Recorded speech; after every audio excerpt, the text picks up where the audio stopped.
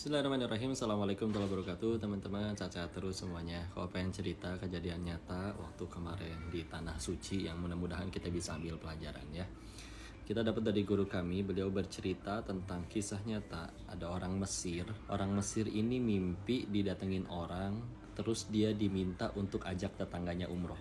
Bangunlah dia. Dia pikir cuman ya bunga tidur lah. Apalagi tetangganya itu memang ya kelihatan gak pernah ke masjid, kelihatan gak pernah sholat.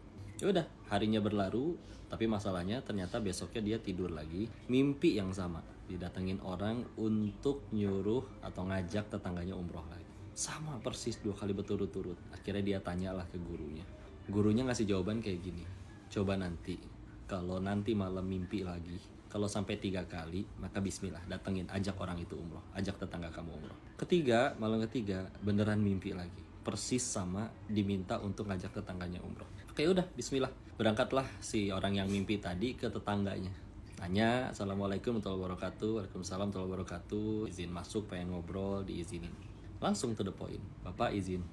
Kalau bahasa kitanya ya, Bapak izin. Saya pengen ajak Bapak pergi umroh. Kaget, hah?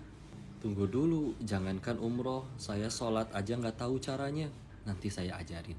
Saya bahkan wudhu juga nggak tahu caranya. Iya, nanti saya yang ajarin. Dan izin tolong untuk ikut karena saya sudah memutuskan. Saya yang berangkat ikut nemenin sendiri. Saya bimbing langsung dan juga saya yang biayain semuanya. Tinggal iya ikut berangkat. Maka Masya Allah, akhirnya apa yang terjadi? Ya memang orangnya semenjak hari itu juga memang prepare jadinya. Jadi mulai belajar sholat, belajar wudhu, dan tibalah hari H. Akhirnya berangkatlah umroh tetangganya itu, Masya Allah. Terus akhirnya begitu nyampe, Allah sentuh hatinya ya. Dan akhirnya dia gak mau ke hotel, pengen langsung mulai untuk ibadah ke Masjidil Haram. Terus ya sudah silakan, gak mau istirahat dulu, serius. Nggak, saya sudah membiarkan waktu hidup saya bertahun-tahun habis begitu saja. Saya pengen langsung ibadah. Udah gitu udah, yang lain ke hotel dulu, naruh barang apa mandi segala macam, dia langsung Masjidil Haram. Lalu setelah selesai pulang. Besoknya izin lagi, pengen berangkat ke Masjidil Haram duluan. Tapi kali ini kau lebih lama, dihubungin juga nggak bisa. Ketika dicari-cari, qadarullah ternyata orang itu ditemukan sedang sujud dalam keadaan sudah wafat, meninggal dalam keadaan sujud di Masjidil Haram. Maka dimintalah untuk disampaikan kepada pengurus dan diizinkan untuk disolatkan di situ beserta dengan jutaan orang jemaah di Masjidil Haram. Masya Allah. Orang yang mimpi ini masih kayak mikir dan akhirnya penasaran dan akhirnya tanya ke istrinya, apa ini kok bisa-bisanya kejadian kayak begini? Meninggal sujud di Masjidil Haram, Masya Allah, husnul khotimah. Maka istrinya cerita, iya memang suami saya sholat enggak sebelum diajak ya, tapi yang saya tahu dia punya hati yang baik. Kami punya tetangga, masih satu kompleks, seorang nenek-nenek yang suami saya itu yang wafat itu sudah berjanji untuk membagi setengah gajinya untuk nenek tersebut setiap bulan. Dan yang selalu didoakan oleh nenek tersebut setiap kali diberikan uang oleh suaminya cuman satu, nggak pernah ada doa yang lain, cuman satu. Apa doanya? Doakan untuk semoga engkau husnul khotimah. Masya Allah, apa ibrohnya, Masya Allah. 1, kita nggak pernah tahu jalan hidup seseorang. 2, sama sekali jangan remehin kebaikan kita yang manapun. 3, ini juga lebih penting, jangan sama sekali remehin doa dari orang-orang yang kita tolong atau bahkan orang yang kita zolimi.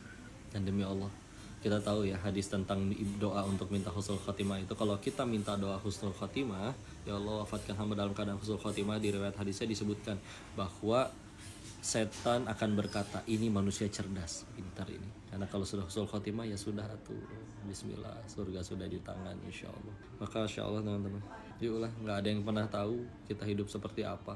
Bisa jadi ada yang sudah pergi ke sana tapi hatinya belum terketuk. Tapi kalau Allah sudah mau, masya Allah, berakhir dengan akhir yang baik, husnul khotimah. Maka semoga semua yang lihat video ini, nonton video ini, di-share, disebarin. Semoga semakin termotivasi berbuat baik. Karena bisa jadi nikmat dan nyamannya hidup kita itu adalah doa dari orang-orang yang kita tolong.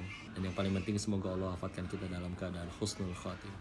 Mudah-mudahan kisah ini bermanfaat. Barakallahu fikum. Silakan di-share jika dirasa bermanfaat. Mohon doakan dan nasihati kokoh ya. Assalamualaikum warahmatullahi wabarakatuh. Barakallahu fikum. Jangan lupa ikatlah ilmu dengan tulisan bersama Gribble.